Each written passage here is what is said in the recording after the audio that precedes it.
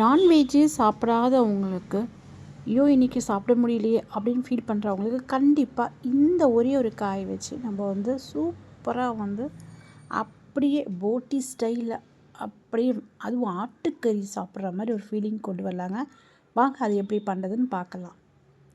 First வந்து பார்த்திங்கன்னா, நான் வந்து எடுத்துகிட்டு வந்து காலிஃப்ளவர் தாங்க. காலிஃப்ளவரில் வந்து நிறைய புழு இருக்கும், அதை மெயினாக பார்த்துக்கோங்க. நம்ம வந்து சுடு தண்ணியில் மஞ்சள் பொடி உப்பு போட்டு நல்லா ஃபஸ்ட்டு கழுவிடணும். அதுக்கப்புறமா திருப்பி இன்னொரு வாட்டி அதே மாதிரி ஃப்ரெஷ்ஷாக மிக்ஸ் பண்ணிவிட்டு மஞ்சளும் உப்பும் மிக்ஸ் பண்ணிவிட்டு நல்லா பாயில் பண்ணிவிட்டு இந்த மாதிரி எடுத்து வச்சிடணும்.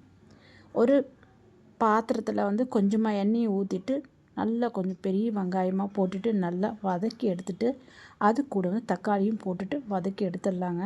பச்சை வாசனை போகிற வரைக்கும் வதக்கணும். அதுக்கப்புறமா மிக்சியில் வந்து கசகசா, கொஞ்சமாக தேங்காய், கொஞ்சமாக முந்திரி, தக்காளி, வெங்காயத்தை போட்டு ஃபைனாக பேஸ்ட் அரைச்சி தனியாக வச்சுக்கலாம்.